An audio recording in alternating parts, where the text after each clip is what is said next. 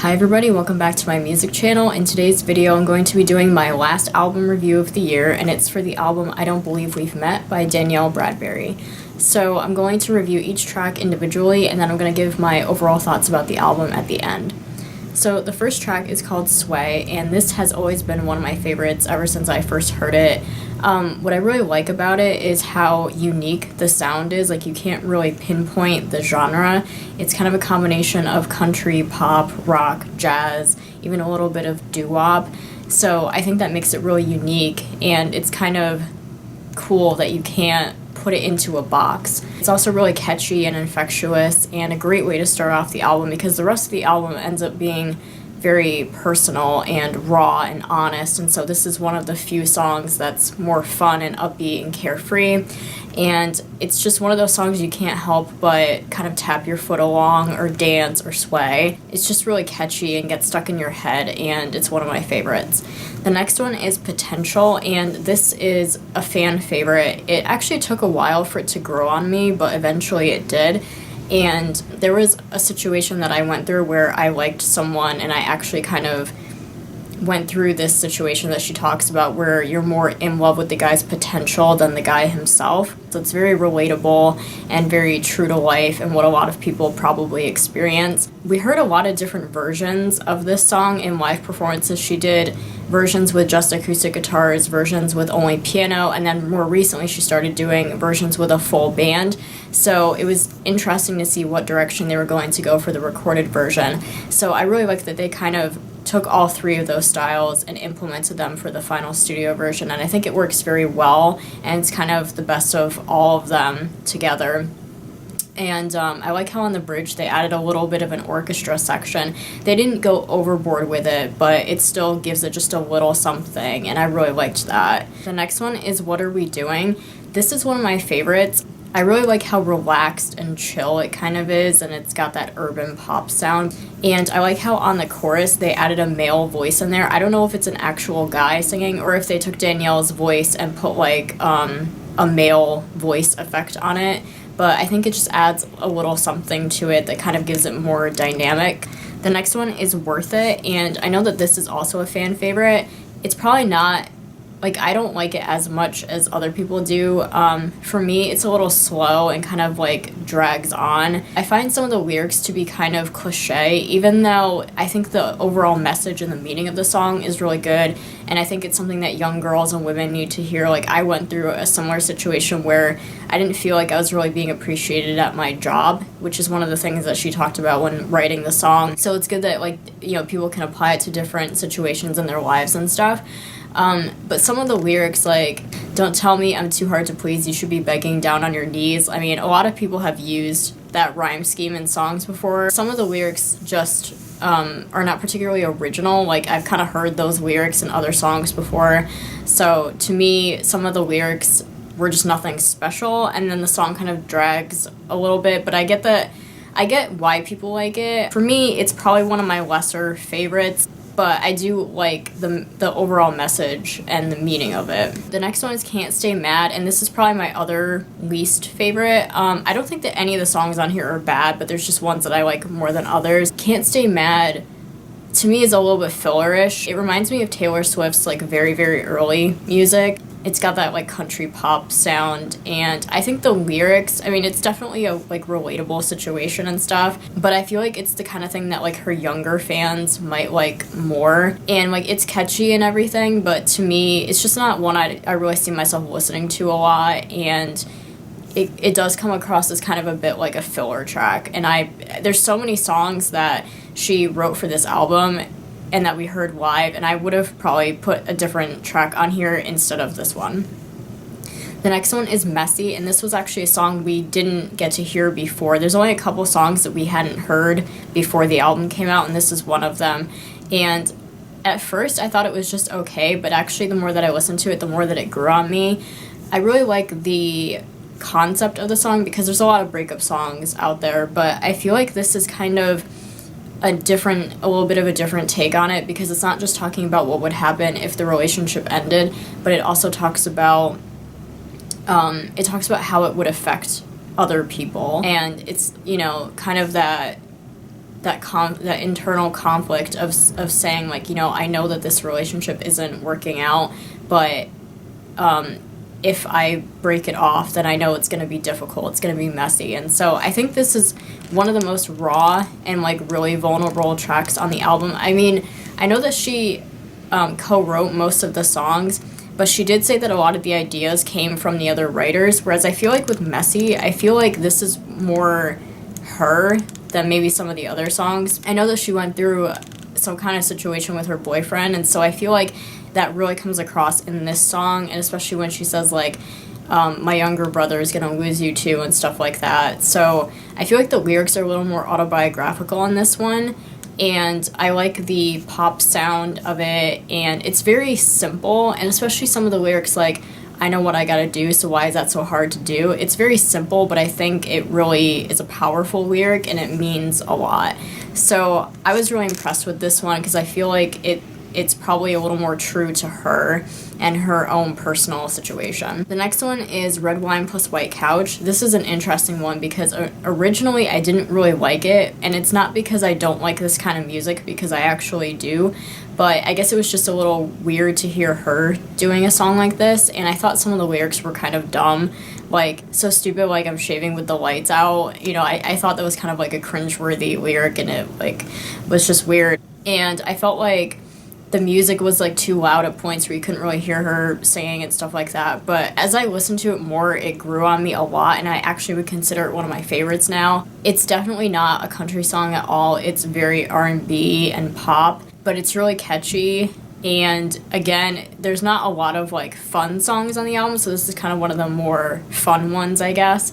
And the concept is interesting, where it's like you like a guy so much and he makes you so nervous that it's like drinking red wine on a white couch. It's kind of an interesting way to spin a concept that's been done before. The next one is Hello Summer. It's interesting because Hello Summer is one of my favorites, and I really like it a lot. It's catchy, and I like the acoustic guitar in it and stuff, but I feel like there are some songs that were better than this one. I feel like there's something about it that maybe isn't as personal. Like, it's more of a storytelling song, and she didn't write it, so it's not like anything that she really went through.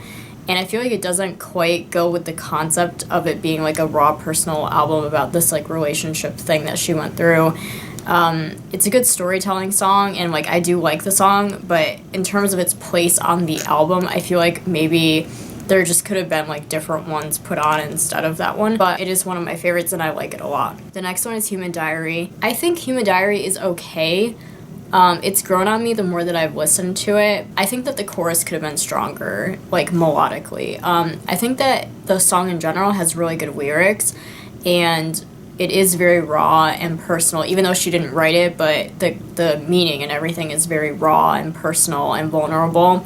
And I can definitely relate to what it's talking about, because like my boyfriend is my best friend, and I definitely know that this is how I would feel if we ever broke up, where it's like I tell him everything and he's like my human diary. And then so I can relate to this concept of like, if you broke up with somebody that was your best friend and you told them everything, it's not just like you're losing that person, but it's like you're losing a part of yourself. The whole concept of the album is that it's supposed to be raw and vulnerable and honest, and I feel like Human Diary is kind of the quintessential song that defines that concept and that represents that concept the best. My only thing is that I just think the chorus melodically could have been a little bit more interesting, a little bit stronger, but I guess also the point of the song is that it's supposed to be kind of raw and stripped down and not like over the top or anything. So it's not like a really big favorite of mine, but I like it.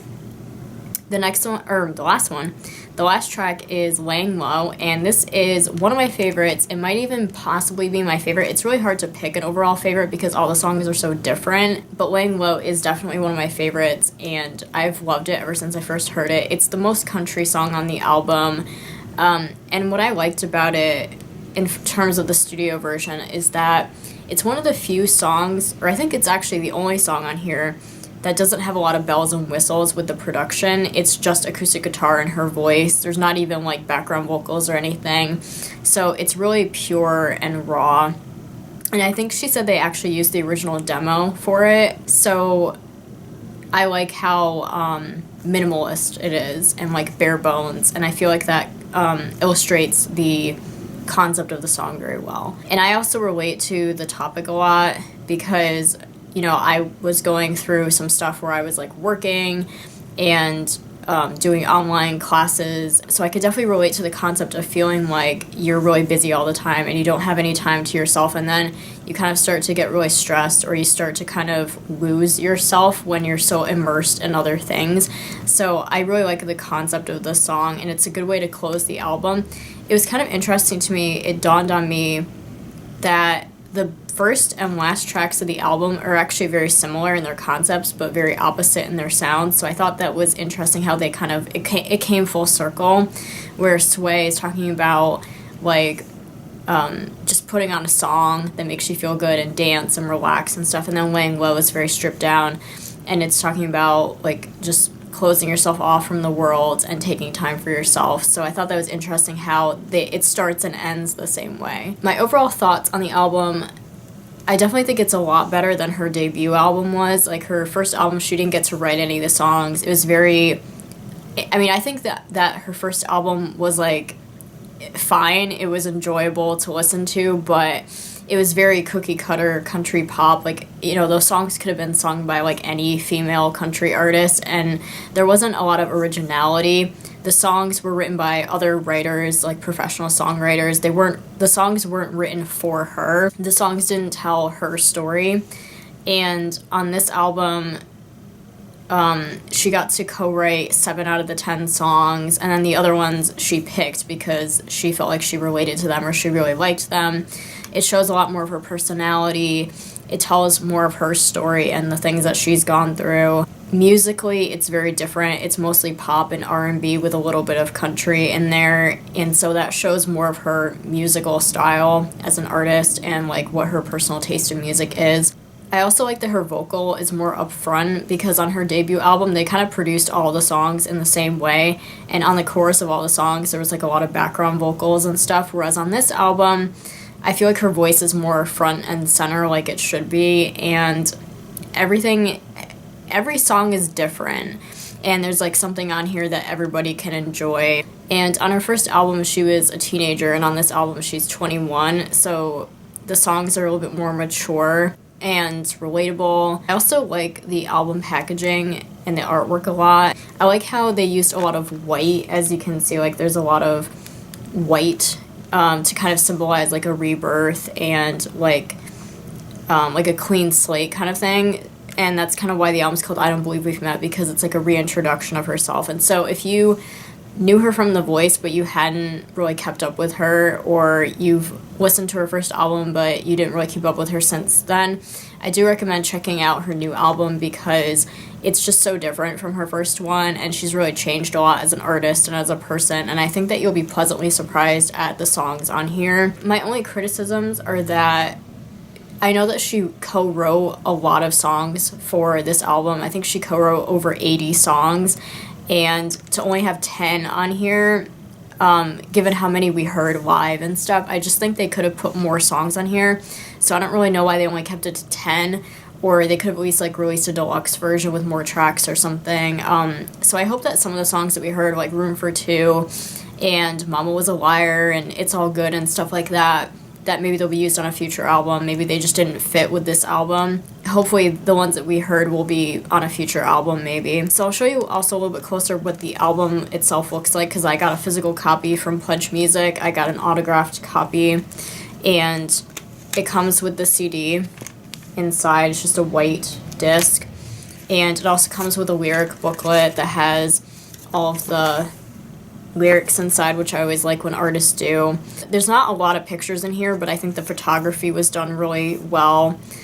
And again, I like the kind of the white and the clean album design.